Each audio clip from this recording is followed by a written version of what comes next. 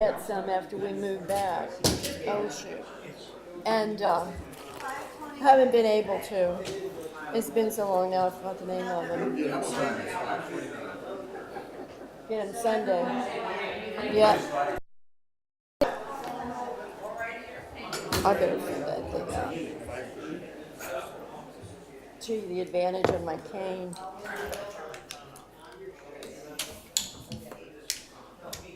I forget, and there's Your somebody. mics are live. Ladies and gentlemen, if I can please have your attention, we're going to begin our Cultural Leisure Service Board meeting for this September. Before doing so, I want to thank everybody in the audience and our applicants that are here for some of the vacancies that are coming up. We thank you for your interest and your participation. This meeting is now called to order, and would like to have our roll call at this time. Jean Petrie, Here. Douglas Raymond. Here. John DiTillo. Here. Barry Schoenholtz. Here. Marlene Woodside. Here. Maureen Michelle. Here. Mickey Kellum. Here. Thank you. This is a time of the meeting when we have our public participation. Any member of the public may address any item that do not appear on the agenda, which the agendas were available at the entrance to the hall. Any agenda item that's not listed, certainly you have the opportunity to address the Culture and Leisure Board, Services Board, at this time. And basically, is there anyone in the audience that would like to address the board at this time? Hearing none, we'll move on at this time. For the approval of our minutes of August the 2nd, did everyone on the board receive and review their minutes? Yes. Are there any corrections or additions needed for the minutes? I think I saw Barry Schoenholtz's name as present at that last meeting. I may be wrong. I'm looking all over for it right now, but I don't think you were here, Barry. Who? Barry, yeah. Yeah, Did- Barry was home ill. Okay, any other questions or comments at this time? If everyone agrees, we'll accept the motion to approve the minutes. Barry moves to accept the minutes. Is there a second? I second. Seconded by Maureen Michelle. Thank you. Okay, at this time, we're going to move on to our staff report. Our director always does a magnificent job in enlightening us as to what's happening in town. And so a detailed report of probably 150, no, it's probably 20 pages, but a lot of great information that is put together by our director. And at this time, we'll turn it over to for the presentation, any additions or comments in your report. Gustavo? Oh, well, as you know, this is a compilation, and I gotta give Molly credit because she puts our agenda packets together. I can't take any credit for this. She's obviously helped us out tremendously. But anyways, this is all from the weekly updates, which you guys all get. And the Culture and Leisure Services Department, as you know, has a big part in that. Every week we update what's happened and what's upcoming. So this is just a big compilation of that. The only thing that's not necessarily in here, obviously because it hasn't happened, and I want to invite you guys to, is National Night Out next Tuesday from 6 to 8 p.m. at Canaveral City Park. And so... Excuse me, what event was that again? It's called National Night Out. We don't put it on. National Night Out. Yeah, it's a Brevard County Sheriff's Office event, specific. They put it on. And the intent is obviously is to get people familiarized with their local sheriff and police officers, just to come out, meet and greet, police and fire. And, so if you ever have an emergency, you can rely on them and know that they're people that are very approachable. They're not necessarily, the outsiders or the others, So National Night Out, it's a way to get the community engaged and promote some of that feeling with police officers. So that's what's not here. And also, obviously, the Irma Canoe on Friday, tomorrow. So if you guys are around tomorrow, starting at 4, from 4 to 6 p.m., we're going to have a one-of-a-kind cedar dugout canoe. It was found last year during the storm, the Irma storm, and the city of Cape Canaveral is very privileged to be the host of this. There was a lot of other museums and municipalities really wanted this thing, but thanks to our cultural programs manager and her reputation with the Brevard Historical Society, they chose the city as a place to preserve this very unique canoe. Very nice, the photographs in your report, appreciate that. Any other items that are noteworthy at this time, Director? Not at this time. Does anyone on the board have any questions or comments on our director's report? I just had one question. On the bike, where they rent the bikes, how is that going? Is it? Well, the city of Cape Canaveral has the busiest share station than all other share bike stations out there. Now, the city is the only city that actually stepped up and paid for ours to make sure we had a bike share program here. Every other municipality, TDC paid for it and sponsored it. They wouldn't sponsor ours, but ours has turned out to be the heaviest use of any other in Brevard County. So, as usual, Cape Canaveral leads the pack. Is there any plans to put another one in the city somewhere besides? There are a couple other options being explored at this point. I think Joshua Surprenant, our community engagement director, he's in charge of that whole mobility thing. But yes, there are definitely plans. Oh, he's here. Josh, any? Sure, come on to the podium, man.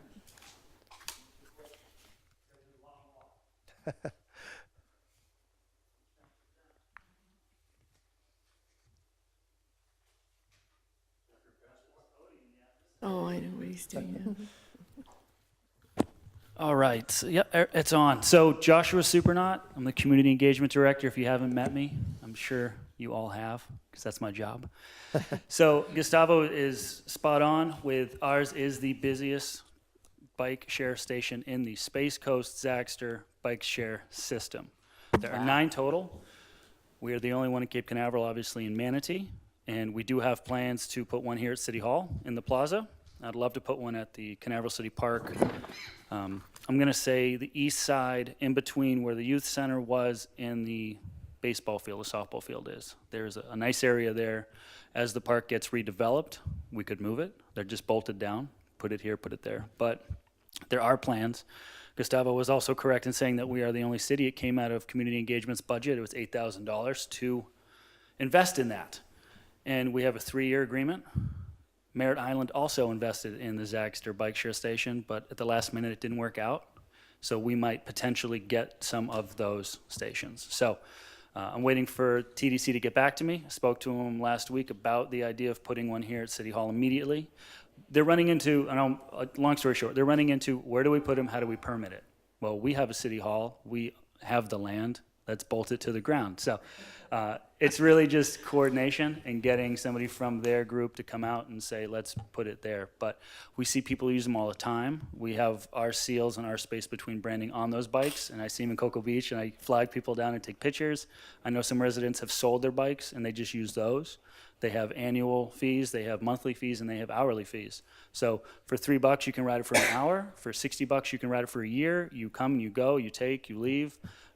It's the future, and I know you've seen dockless bike sharing in other cities or other countries. There's also dockless scooters. So the future of this whole bikeable, walkable, pedestrian mobility, it's evolving. And because of boards like this and community that wants this, we're evolving with it. But it was, some folks thought it was a long shot, and we put our money where our mouth was on the bikeable, walkable, and so far it's been paying off. So if you haven't used them and you want to try them out, I can coordinate a meeting with you and I can unlock one for you if you want to try it out. They're a lot of fun. They have lights, brakes, they have a chain gear so it won't snag your leg. It has a built-in, obviously, kickstand. It has a basket. My dog loves it. My stuff goes in the basket. You take him to the beach. And our city planner and Gustavo and I have been using data from the system to map out where people are using them.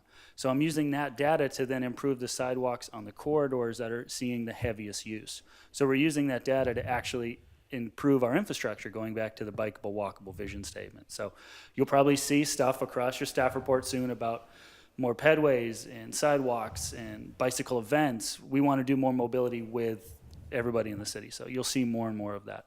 I know that's more than you wanted, No, but that's that's awesome. everything. That's my staff report. And by the way, that was all in the weekly update. So that's the thing about those weekly updates. Josh did a very thorough, like 5 or 6 page report at least, delineating every single fact he just said, with maps, with data right from the bike share. Yeah, because I can tell you they're being used, Yeah. but I can show you the GPS. They all have GPS, so I can tell you exactly where they're going, and it's fascinating.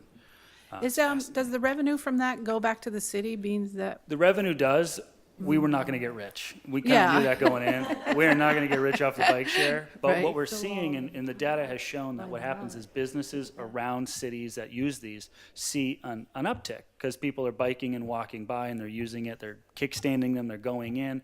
I'm sure the Cape Center will see use. I'm sure the Multi-Gen will see use. What happens is people actually get around more and realize, I didn't know that restaurant was there. I didn't know that park was there. All the time. Where's Banana River Park? You know, it's the same kind of thing. So people are getting out more, and I'm seeing it on the map. They're going to places, and it's showing me where they're stopping. And I'm like, oh, there's more people stopping on this street or at that restaurant. And we're just seeing more of that. So we do get the revenue eventually, but it's more of a break even at this situation. that's what I think. Or in this situation. But what we're going to see is, and hopefully we're going to see as more of them come here, is the uptick in the business and the infrastructure and more of a downtown, uptown vibe. That's what we want. I don't think we're going to get rich. They told us in the first meeting, you're not going to get rich. Here's the thing, though. It's always really hard to quantify quality of life, and that's a really tough thing to put people in because the health benefits, the psychological benefits of being out in a park. I mean, doctors are prescribing people to go to a park now. So what kind of price now do you put on a price tag on a park visit when it can actually be incredibly beneficial for your health? Same thing with riding a bicycle. Same thing for the economic impact, as Josh just mentioned. So it's like a tree, you know. Yes, it costs X amount for the bikes, but it's like a tree that keeps giving fruit, and it's really hard to quantify when you're talking about quality of life issues like that. Yeah, so. and happiness. How do you measure Right, happiness? absolutely. Some people, That's true. you know, it's more than others. And I'm sure you've seen the bike racks out here, the 3 out here, and we're putting them in parks around the city. They're branded. Some are dolphins, some are rockets, some are alligators. We're trying to have some fun with the whole bikeable, walkable, you know, idea. It's not just stick it on a tree and lock around it. I've locked it to the alligators at Manatee that are just walking around. And I tell people that on social media. We've seen alligators walking in Manatee and they freak. And then I put up a picture of a bike rack and they're like, oh my, that's so creative and that's so fun and it's enjoyable. So you'll see more and more of that, and I'm sure more of that will come to this board. And, If I can add just yeah, one thing. absolutely. You're getting some cruise ship traffic. Oh, I live absolutely. directly across Yes. from Manatee, so I go there fairly often, and I see what's going on, and I actually see some vans every now and then bringing the cruise ship passengers over. So if you wanted, you know, a brochure maybe over at the port or some vicinity great over idea. there. Yeah. Thank you. That's a You're great idea. welcome, yeah. That is great. Because they're finding it, Oh, yeah. and they love it. We're on a few maps. So like we've made it to a few maps, and we're on a few buses that was part of the larger TDC project. And in involving us with that TDC project, our seal has been on everything. So they're posting us on their social media as this is the station in Manatee, ride it in Manatee. So people are finding us through X, Y, and Z reasons, but I love the idea of more is better. People are starting to realize that Cape Canaveral's here.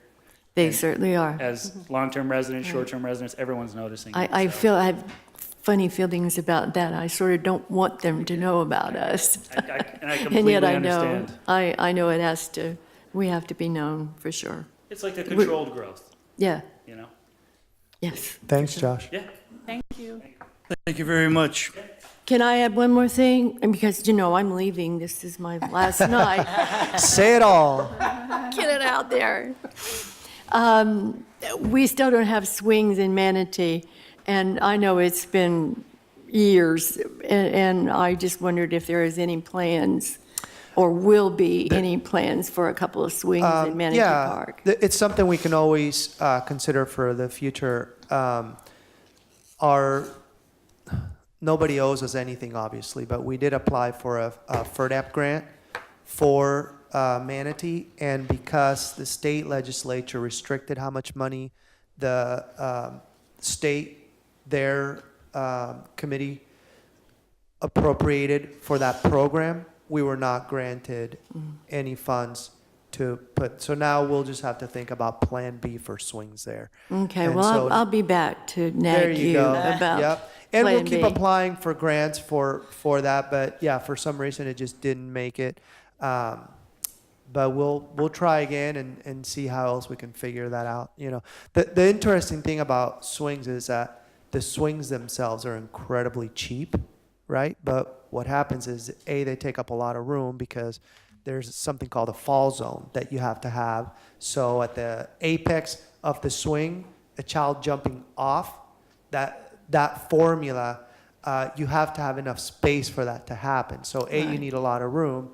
And second, installation is at least as much as the swings themselves, plus ground surfacing because it has to be at a certain depth. So anyways, not to bore you, we're still working on swings for Manatee, but the state didn't come through for us this time. But I appreciate it, thank you. One other item I'd like to address at this time. We have a big happening in town here in October, and it's our art show, which will be held at Manatee Park, and our director will address that issue and kind of enlighten us all on an update on that. They just submitted all their permits, so all their required, they've submitted most of their required paperwork to obtain a permit. If you remember, we have an agreement with them where the city gives them $5,000 each year that they can use to help pay for their police and fire, which is the biggest cost. Outside of that, the city sponsors the event by giving them the park for free. We allow them use of equipment. We waive permitting fees as far as the outdoor event entertainment permit, any building permit fees. And I know police and fire work with them a little bit as well, to help their costs. So their event is going to be October 27th, Molly? 27th and 28th. The 27th and 28th. They're having parking at Craig's Technology, Florida Beer Company, and Port Canaveral. Puerto del Rio has agreed to let them use just a very small part, contingent on no construction going on already at Puerto del Rio. And that was from Casa Canaveral. So their parking plan, which was the biggest hurdle to cross this event, has been submitted as far as permit. Signage was a big issue with them last year on top of everything else as far as competition. They have a really good signage plan this year, so hopefully the community will know more about it. We obviously assist them by putting signs at the entrances of the city. And the new date should help them tremendously. So far, the word is they have anywhere between 65 and 70 some artists that will be showing. So hopefully it's a really good event for them. Very good. Any other questions from our director? Yeah, I do. I don't know if it. Yes, go ahead, I Barry. have a question about the electrical service we're providing. Are there any plans to monetize that? People that come by and fill their cars up with, I don't know, Right. fill it up with electricity? Yes. Are we going to charge for that at some point? No, at this point, it's part of the city's sustainability effort. The city is committed to being sustainable, and those things again become a tourist attraction because people come while they charge their car, then they use the bikes, they go to restaurants. It creates a lot of buzz for Cape Canaveral to be one of the very few cities that has as many electrical charging stations as we have. I'm not kidding. Everybody will talk the talk about being sustainable and providing all these great amenities in their city. We are the only one that A, offers it free, and B, offers as many as we do. Cape Canaveral, again, leading the pack. Just letting you know. Repeat that again? Just beating your guys' drum because this city does more than any other city anywhere when it comes to sustainability, being proactive about its city infrastructure, about its stormwater. No other city matches the protection that this city's doing to protect the Indian River Lagoon. Everybody will tell you they have all these projects. Cape Canaveral has already spent millions to update your infrastructure to keep that river clean, and they continue to do so. We have projects that made the Army Corps of Engineers scratch their heads at Canaveral City Park. They had never seen a project of this magnitude to be able to retain as much stormwater as it did. So kudos to you guys, the taxpayers. You guys are leading the pack. Okay, if there's there are no other questions of the director, we'll move on to old business. Before we have a presentation, I want to ask, is there any old business that we can discuss here this evening? Hearing none, I'd like to ask Marlene and Barry and John Totillo to please come to the front of the room here. Execution. Did you hear what he said?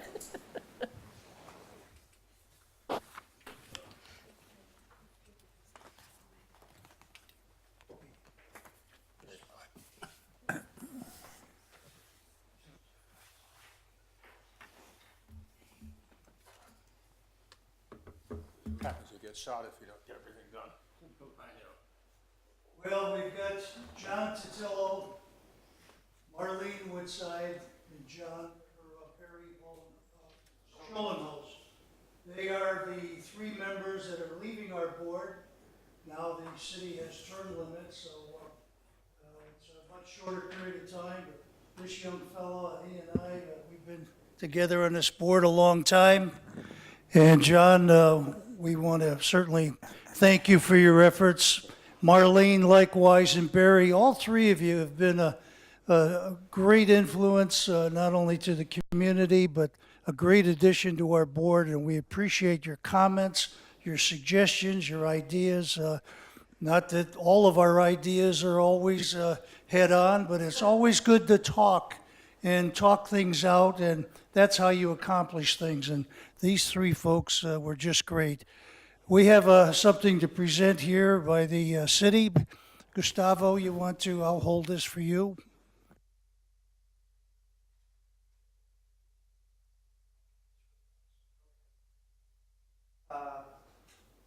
So Barry, there we go. Barry, on behalf of the city, we want to obviously thank you for all your service to the city. And I know you're still involved in a lot of projects, so greatly appreciate your support of all of our programs, our art, and your hard work in that you have submitted actual artwork. So it's not only your time that you've donated to the city, but a lot of effort, and you've put in a lot of miles on your bike lately with a project you're working on. So greatly appreciate all your support. Yep. And Marlene, when we started, you had an idea for a cultural and heritage center, right? And at the time, there was a lot of discussion about that thing, whether it would actually come to fruition or not. And 5.5 years later, it's happening. The city stepped up, funded this one-of-a-kind amazing project. And I tell you, it was a lot of hard work on your end, and it was a lot of perseverance to bring what's happening. And the fruits of that are starting tomorrow with the canoe.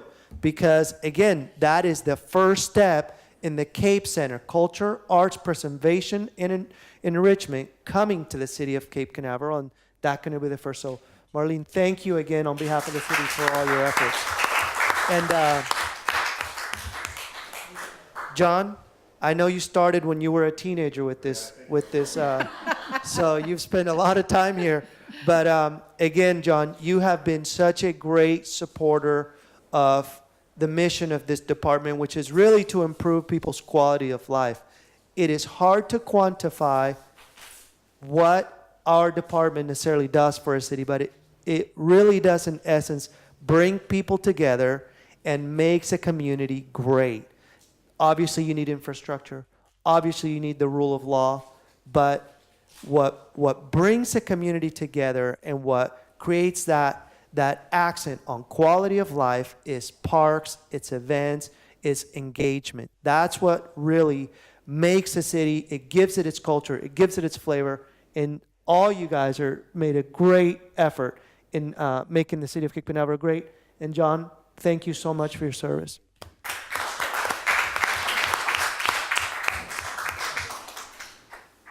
John, the members certainly wanted to remember you at this time with a card, but also the city of Cape Canaveral recognizes John Titillo for 23 years of exemplary service to the Cape Canaveral community as a member of the Culture and Leisure Services Advisory Board. The city of Cape Canaveral is eternally grateful for your willingness to share so much of your time and talents for the betterment of the community and its future. We thank you, John.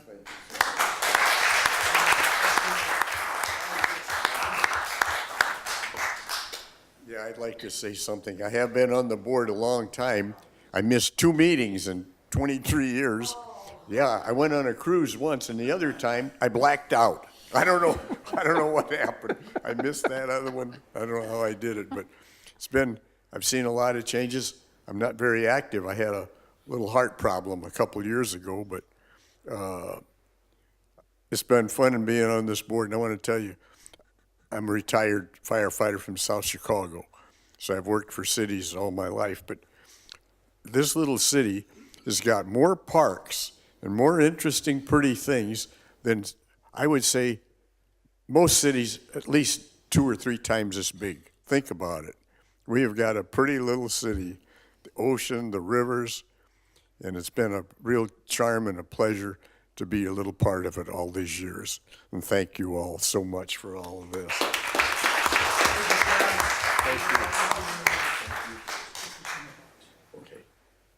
I had just a little speech, but John just said it all for me.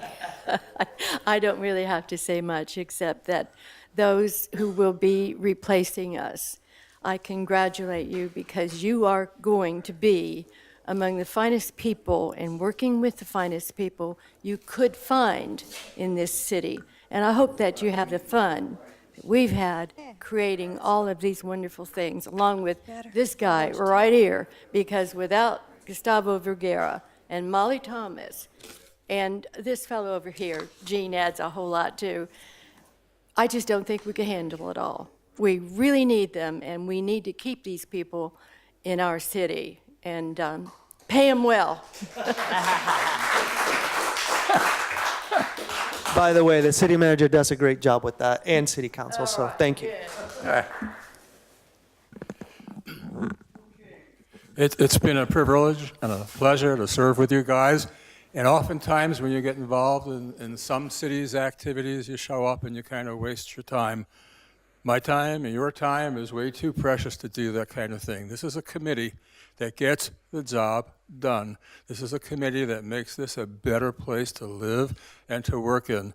This is a committee that is this is a community that is going to grow and become more proactive even than it is. And wow, we're in the lead now thanks to the efforts of the people who are here. It's been my privilege to be part of this group. Thank you. Thank you,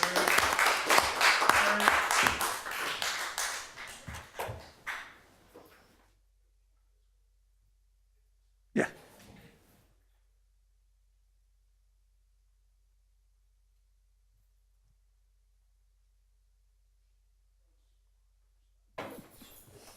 Come, Barry.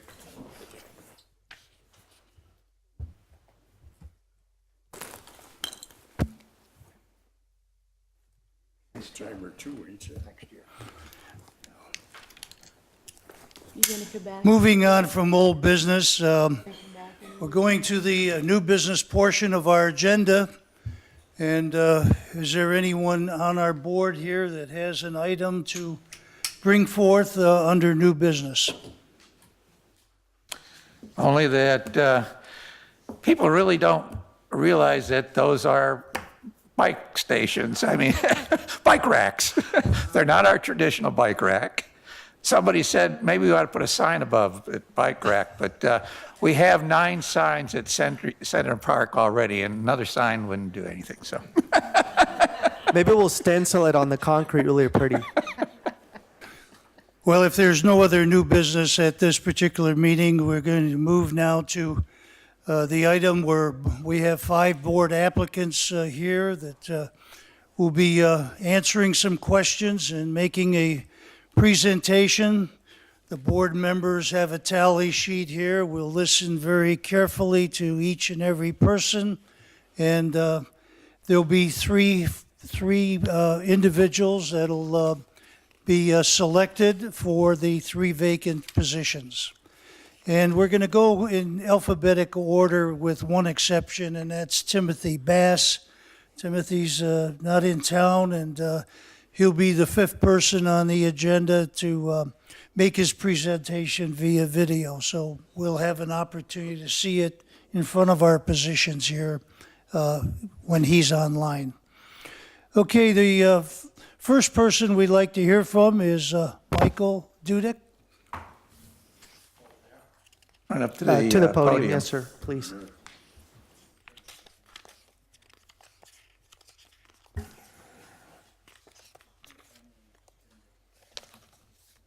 Michael, on behalf of the board, we want to thank you for your interest and your time coming here. And now it's your moment. We're going to give you an opportunity to share some things with us.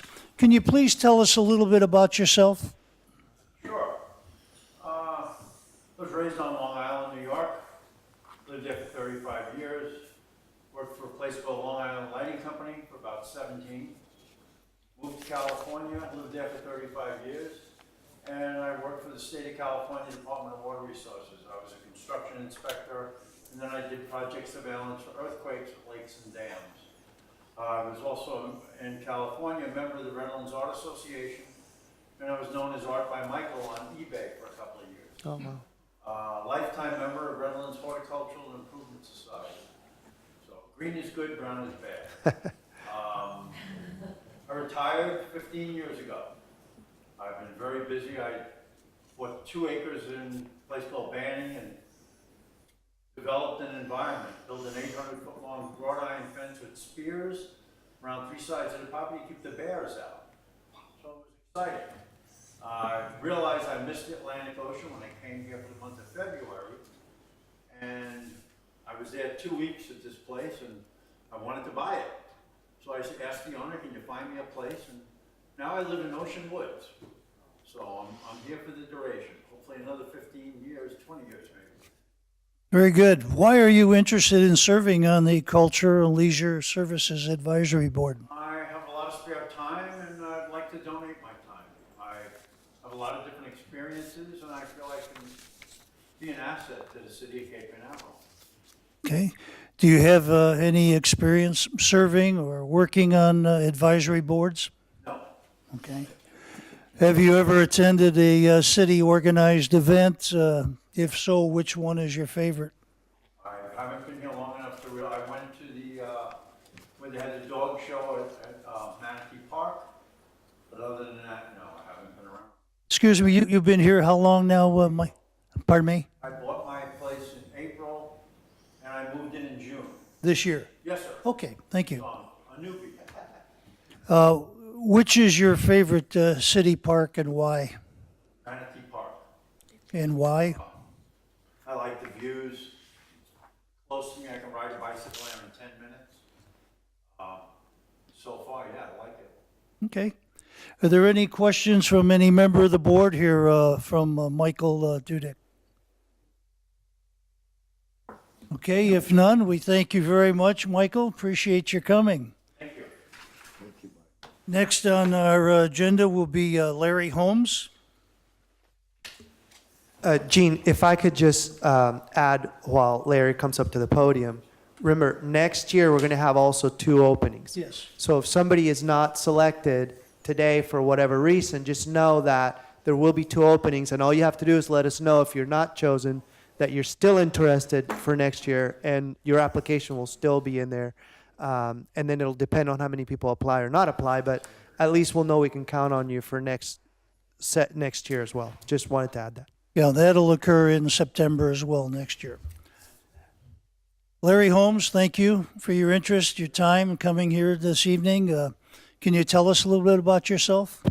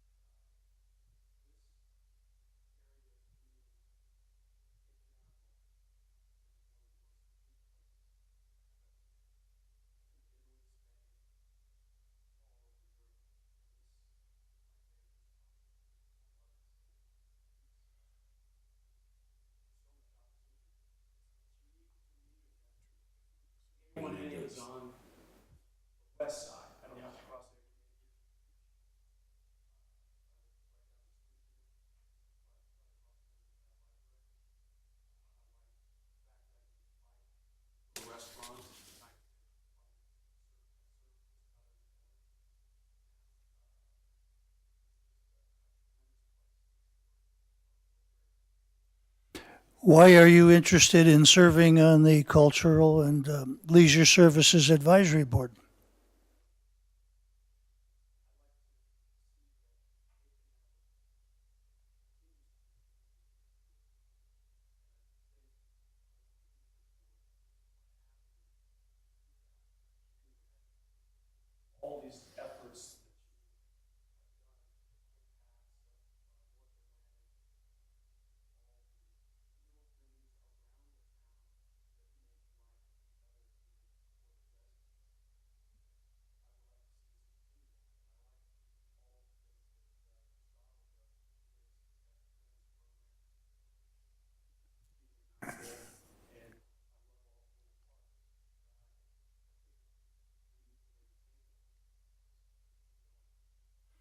Some folks have said we need more leisure services because not in the not too distant future, we'll probably go down to a 30-hour work week and then a 20-hour work week. So we have a lot of time on our hands.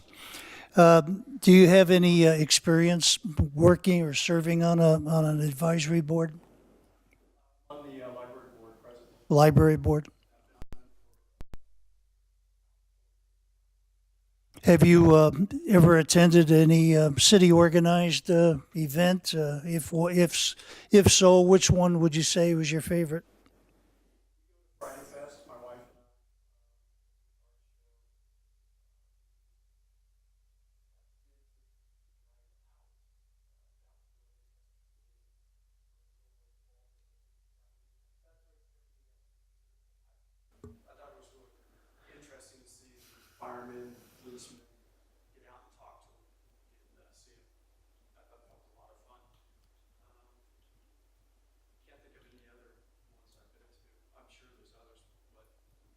Do you have a favorite city park? If so, why? I got a couple. I like Cherry Down Park because I like to go surfing there, and I like the pathway through it. And there's a little, it's called a city strip of land alongside the road that goes, is Washington Street there? Yes, Bennix. Bennix Park. Yeah. Appendix. Yeah, I'd like to ride that. I think that might probably answer. yeah, yeah. It's not just a straight line, it's kind of curving around. Those are my two favorite parts. Good. Are there any members of our board that would have a question of Mr. Holmes? I have a question. Yes. Is there something in the city as far as culture or leisure that you think we need more of? I think in the statement for the city, it covers just about everything. You know, the best places in the world for me were where you're active, you can walk to things, you can sit outside at restaurants, you can walk to whatever you need to get to. And I think the city covers most of that. I can't think of really a lot of things that we need, but I'm sure they're out there, I'm just not familiar with them. Okay, thank you. Okay. If there are no other questions, Larry, we would like to thank you for coming this evening and for your interest. Thank you. Next on the agenda, we have Barbara Ann McPeak.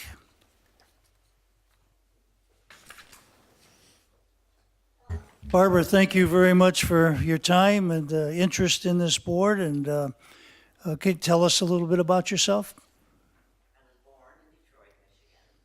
At 18, my father moved us all to Kentucky. I didn't even know they had bathrooms. So we lived there. Met my husband, married there. Called him 17 years ago. Here I was on vacation with a friend, and my love me, hate me, bought a condo. So we've lived here ever since on Ridgewood Avenue. And we love it here. Small, quiet. It's just peaceful. Great. Why are you interested in serving on the Cultural and Leisure Services Advisory Board? You know, I would just like people to be more aware of Cape Canaveral. I'd like to build the tourism here. It's not that I really want to make it a big city. I just want people to be more aware throughout the United States and other countries. Do you have any experience working or serving on any advisory board? I was on the board of Canaveral Sands for 5 years, and I also was a director for Space Coast Pride for 5 years. Okay. Have you ever attended any city-organized event? If so, which one? Friday Fest, and we've had booths there. Friday Fest? Space Coast Pride. Very good. Which is your favorite city park and why? Manatee, my husband and I go over there and have a picnic. The picnic table's right there, you know, and you can see the water. And, you know, if you want to walk, you can, but that's really not me. Are there any questions by any of the board members of Barbara Ann McPeak? You know, I wish I had thought about this a moment before. Would you, if you are selected to be on the board, try to pursue the culture and the arts section, that part that we spend time trying to create, and that Molly Thomas is our historic advisor, does a fabulous job. I'd like to be sure anyone who is replacing us will consider all of these facets and certainly encourage the culture of Cape Canaveral, because we go back so many years, centuries, and very few people in Italy know about us, but people in Satellite Beach don't. And this is why I would like to see everyone remember that we must, as others have said, let ourselves be known. Most definitely. Yeah. Thank you. Any other questions? If hearing none, we want to thank you, Barbara, for being here and for your interest. Thank you. The Catherine Parks. Is Catherine here?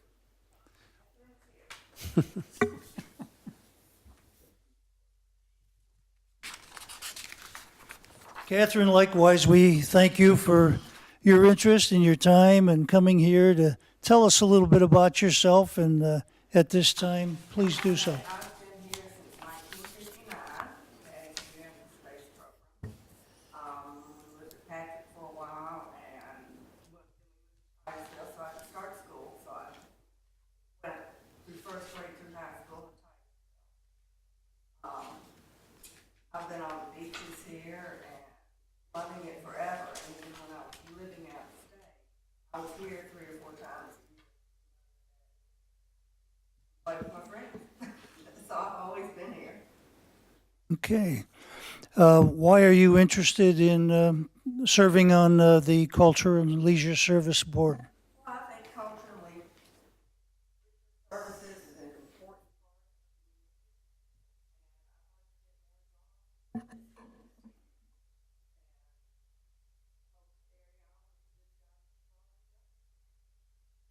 Do you have any experience serving or working on any advisory board?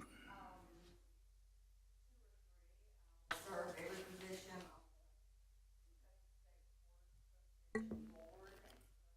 Which board was that? Excuse. Kentucky State Court. Okay. And I was president for a lot of years.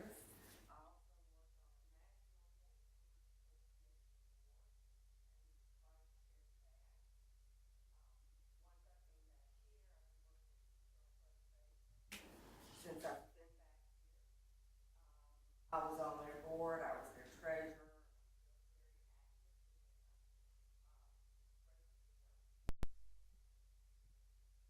Have you attended any of our city organized events? If so, which one would be your favorite? Oh, favorite, I don't know about that. I love the art shows. I like National Night Out. I'm already working that one this year.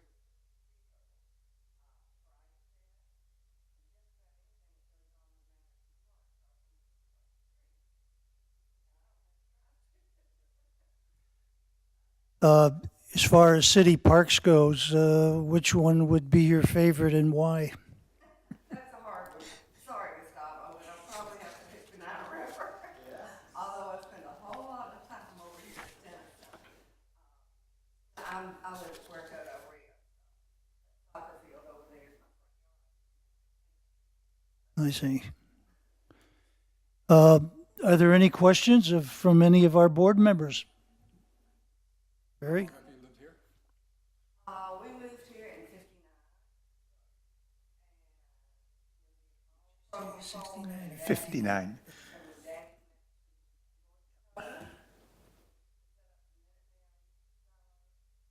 I ended up in Kentucky for a while and came back here after I was for a while and worked down there with the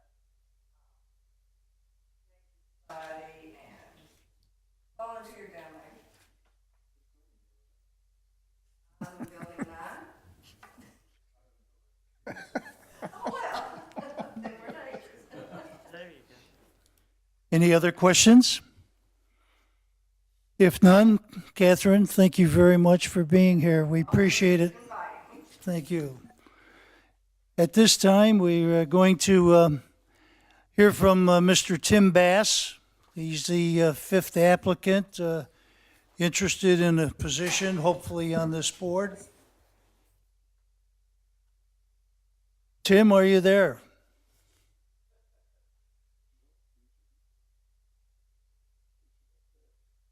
Tell us about yourself. Sure. So I've been here about 10 years, and prior to that, I was born and raised in North Mississippi, and my family's been there for generations. So one thing that I really think is important to share with you is when I came here for an internship and I looked around the area, I fell in love with Cape Canaveral.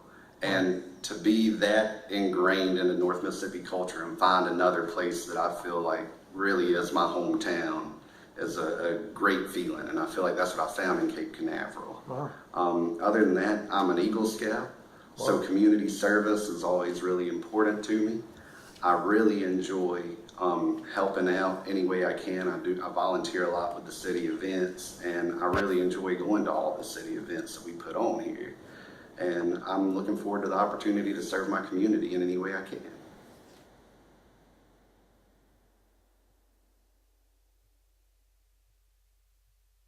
I think a big part of being part of the community is driving a passion into the community.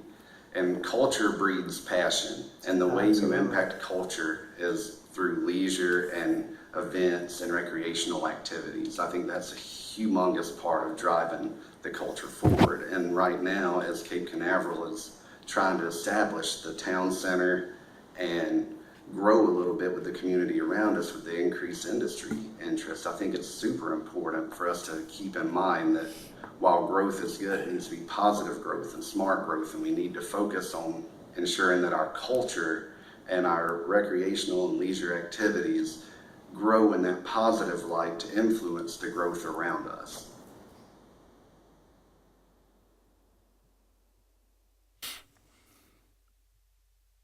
Do you have any experience serving or working with advisory boards? So as part of my job, I'm a civil servant, and I act in an advisory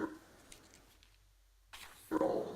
So pretty much all I do is serve on advisory boards and provide advice. However, in the city type of realm, I do not have any experience on serving on a board, but one of my first jobs in Tupelo was I started out as a lifeguard, then I grew to be pool manager, and eventually became the assistant aquatics director for the city. Oh, wow. And so while that wasn't serving on a board, it was a way to plan the recreational and leisure events around the pool. Yeah. And well, the pools, we had 4 of them. Yeah. And so it really took into account how do we engage young people, how do we engage old people, while at the same time making sure that we really kept in mind public safety and appearance issues and really promoting the idea of what the town wanted to be. Wow. And I really enjoyed that type of work.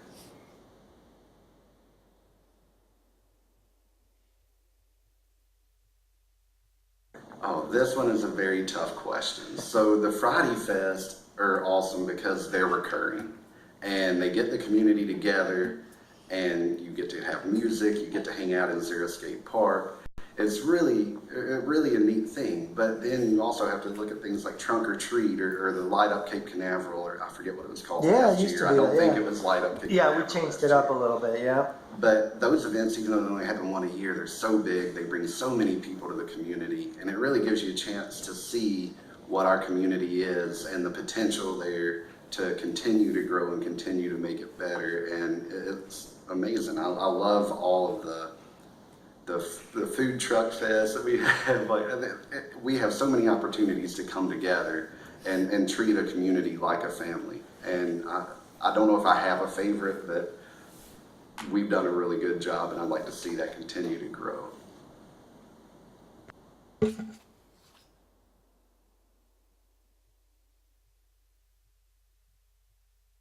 This is another hard question because 3 come to mind immediately. First of all is the Xeriscape Park. I think that's an amazing place to just go walk around. It has the benches, it has the workout kind of equipment where I can go do pull-ups or whatever.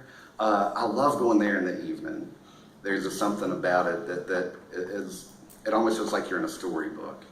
However, for breakfast, I love Center Street Park because I like to go sit in the gazebo and look out at the river and just enjoy a nice bagel and coffee while I sit there, and usually get to see a few birds and sometimes a manatee or a porpoise. And then of course the key park, I guess, even for the city, would be Manatee Park. And you know, the boardwalk there is so awesome. I really like the bike rental thing that we have there. So even though I own a bike, I like to just go over there, rent a bike, and ride it around the park. It's so much fun. And I always see families there. And that's the key thing to me, is seeing families out having a good time, seeing a father and a daughter out just playing, just having a good time. And we have the equipment there where they're learning balance, they're learning skills, and hopefully that'll impact public safety, and hopefully it'll impact culture. And as they go on, they'll remember those times that they had. So I guess there's a whole lot to do at Manatee Park, so it might be my favorite, but there's such a special place in my heart for the other ones that I don't know how to choose.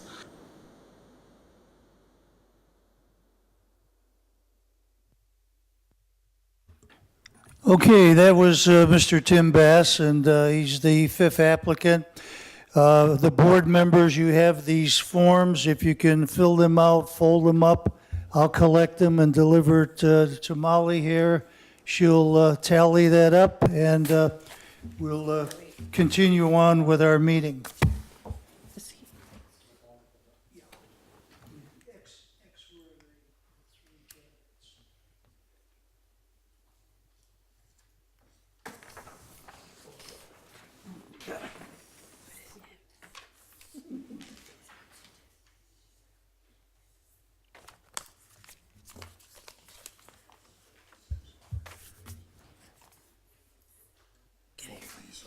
John, that's your sheet?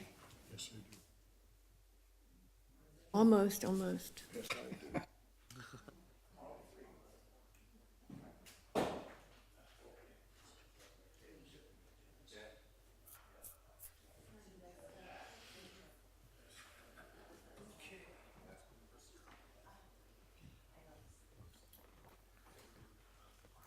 Okay, while we're tallying that up, again, as Gustavo mentioned earlier, we'll have two additional folks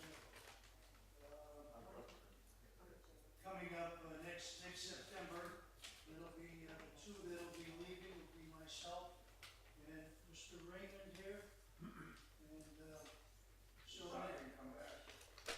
again, any board member that served that is leaving the board after 1 year's absence may reapply the next year if they so desire. Our next meeting of this Cultural and Leisure Service Board, I believe, will be November 29th. Is that correct, Molly? Excuse me? November 29th, that's the week after Thanksgiving, Thursday, the 29th of November. I will have to check on that and get back to you, because we did make an adjustment to that. I believe it was moved forward instead of backward to not conflict with another board. So I'll update that. That's the fifth Thursday, the 29th. Yeah, I'll have to double check that and confirm it, because now that we're in this room, we have other boards that we have to work around. So I'll double check. Okay, very good. Also, after this meeting, thanks to Marlene, I want to thank you for picking up some refreshments for us. And I have a piece of cake with John Titillo. It has a few calories in you, John. Keep you going, okay? Anything else under new business? Hearing none, is there a motion to adjourn? We still have one more item on the agenda. If you can give us 1 second to finish tallying these. I didn't have my glasses on. Excuse me, Molly. So, Gene, here's what we're going to do. As soon as we tally these, we'll give you the results, and you can say their names and then recommend that City Council appoint them to the Cultural and Leisure Services Advisory Board, and then we can move on to our next item. So we're almost there. Thanks.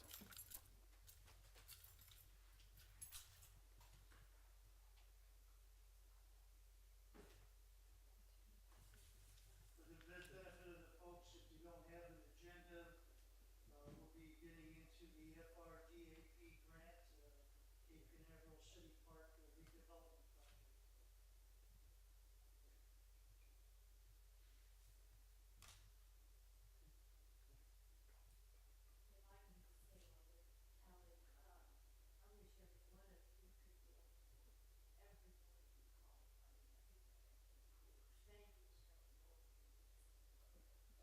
That's agreed. There's a lot of talent here, five very talented people.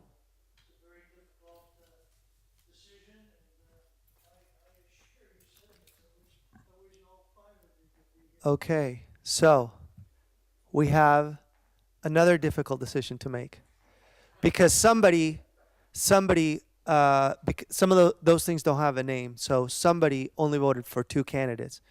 And in our tally, 2 people are tied. So what we're going to do is, and it's Miss Barbara and Kathy, right?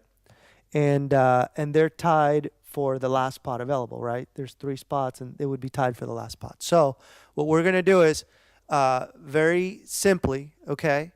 I'm gonna hand you guys each one of these cards. You guys can vote for either Ms. Barbara or Miss Kathy. I'll collect the cards, and then we'll tell. Oh, you have some right there. So if you guys all have one, then write whoever name.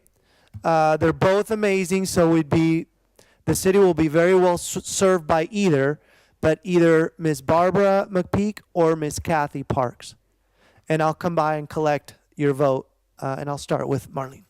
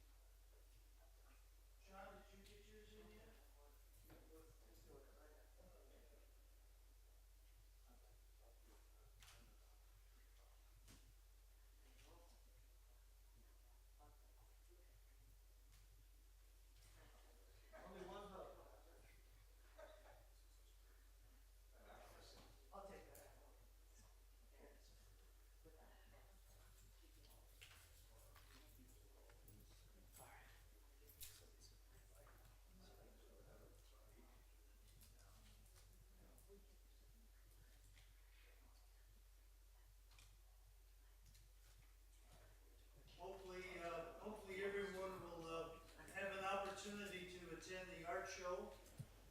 It's second year that we're having it at Manatee Park, and we expect to have it there for many more years to come.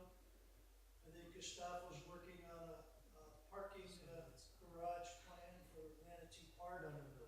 So years to come, maybe we'll have good parking at the park. Just kidding, of course.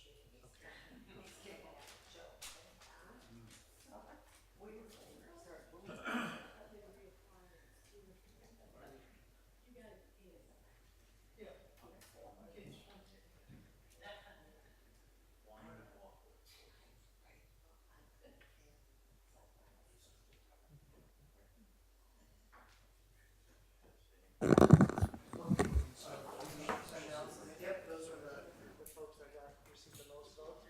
And so let's recommend for city council. Look over here. Yeah, we'll need a motion, yeah. Yeah, Gene, with a motion and seconded and all that, please. Okay, at this time, we have the results of the 5 candidates. We have Larry Holmes, Tim Bass, and Barbara McPeak. And at this time, these 3 individuals, we will now accept the motion for this board to recommend Larry Holmes, Tim Bass, and Barbara McPeak to City Council for approval. I'll make a motion. Mickey makes a motion, seconded by Doug Green. All in favor, say aye. Aye. Okay, any other new business? Yes, as you know, we have the multi-generational facility, which is going to be phase 1 of Canaveral City Park. That is going to include a beautiful multi-generational center. You guys have been through the whole rigmarole. You helped pick an amazing design. So that's in design right now. That is phase 1. And if you remember the grand vision of Canaveral City Parks, it involves many elements. The second element that we want to start looking into and moving forward with is a splash pad, which will be attached to the building, not necessarily attached, but within the vicinity, right? This park is going to become the marquee, most central, beautiful park. Hello? Check. For the city.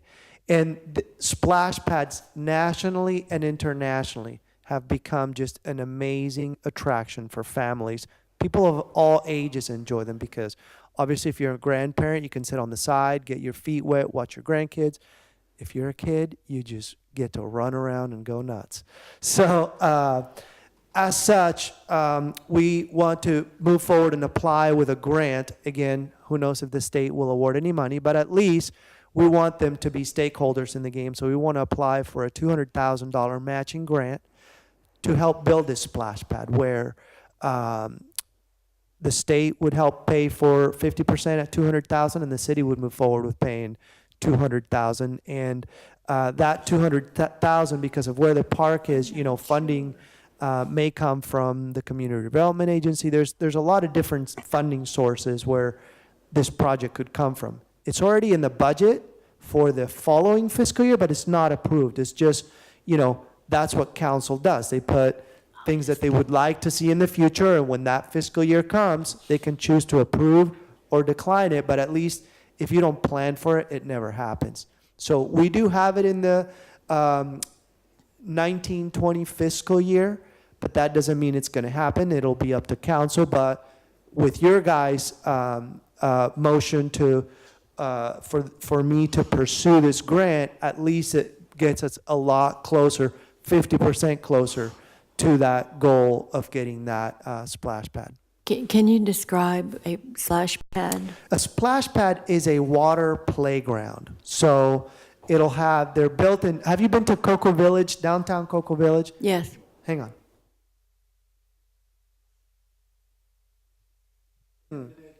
Yeah. Yeah, Vieira, the Avenues has it. So they have an area where it splashes water up and the kids just play around. I got it. Okay. Yeah, City of I get it. Sebastian has one. I believe West Melbourne now has one at their new Field of Dreams park. So, and ours would be more in the Field of Dreams at West Melbourne kind of style, not necessarily just a little circle with splash, but we would have some upright features that have little dump buckets and, just a lot of really fun, whimsical little sprays for everybody to enjoy. As usual, we'd be leading the pack in the coolest little splash pad around, believe me.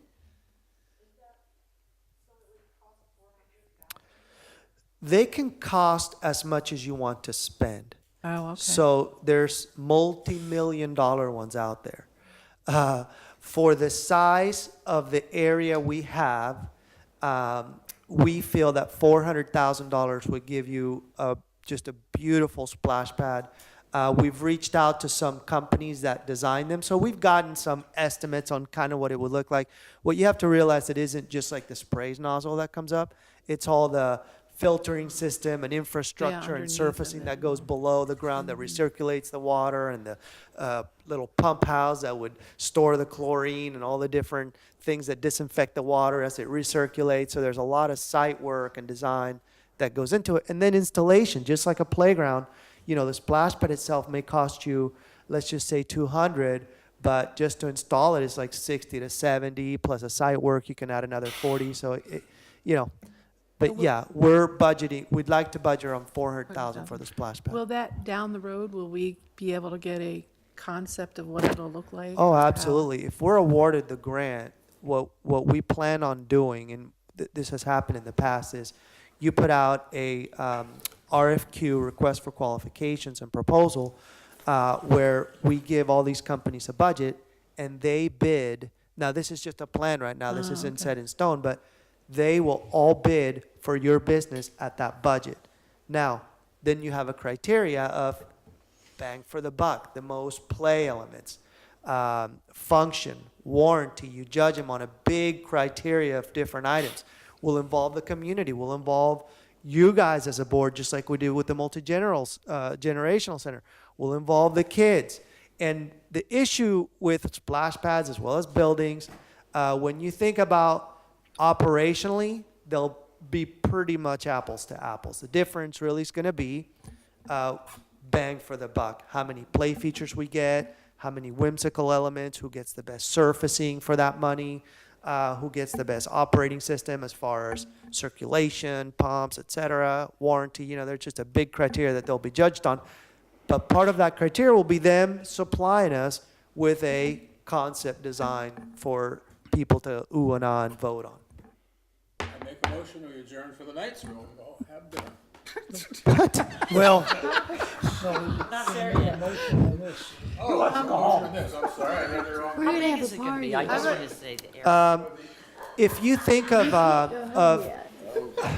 if you think, How many feet by whatever? yeah, that, it's hard to describe, but it's probably about, as I'm thinking about it, about a quarter acre. It'll take about wow, a that's lot, yeah.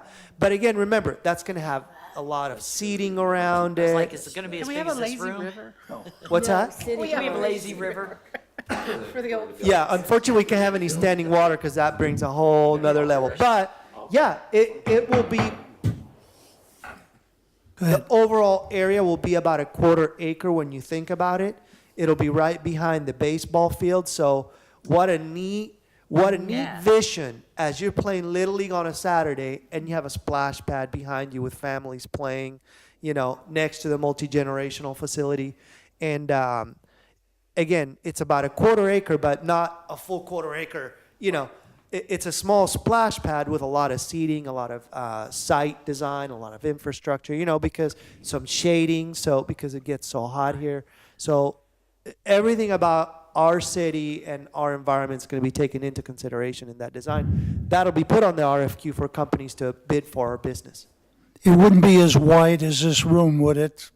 Well, About again- half the size? No, it's about kids running around. So it very well could be different elements scattered within this area, yes, with seating around and different shading elements. Any yeah. screening over above to Well- screen the sun a bit? Right, there'll be shade elements about Okay. it. Yeah, the beauty of where it's designed is it'll face north and south, so most of the shading you'll have to do is going to be on the south side because the sun shines over it. So if you do some really cool kind of shade canopies that aren't necessarily like a full pavilion, it may just shade the whole thing already. So yeah. Okay, if there are no further questions, I have Vicky? one more. Yeah. Yes. Once it's in, as part of the contract, does the company that designs it and does the bid, do they maintain it too, or is that part of the city? It's part of the city, Should and hire maintenance somebody on to- those facilities, I'll tell you right now, I'm not gonna say it's minimal, but really, you blow it every morning to make sure you clean debris, you clean filters, and you ensure chemical levels are where they Oh, need to okay. be. They're pretty much self-contained. Just come in and check them 2 to 3 Oh, times a day and just make sure, it's all very automated. So, yeah. Okay. I make a motion in support of this to pass the FRDAP grant for Emerald City Park Development Project Phase 2 splash pad. Oh, Second, I second it. Maureen Michelle, okay. We have a second. Are there any questions on the motion? If none, would you approve of it by raising your hand? Okay, it's unanimous. Try it again. Jean, I confirmed it is the 29th of November. 29th, all right. The 5:30 meeting will PM. be at 5:30 on November the 29th, here again at City Hall. Is there a motion to adjourn? I'll make a motion. Okay, motion's been made by Mickey, seconded by Barry. At this time, we'll consider this meeting adjourned. We'll see you all in November. Happy Thanksgiving. Thank you for coming.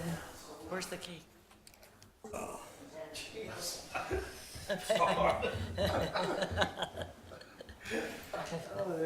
He got a little.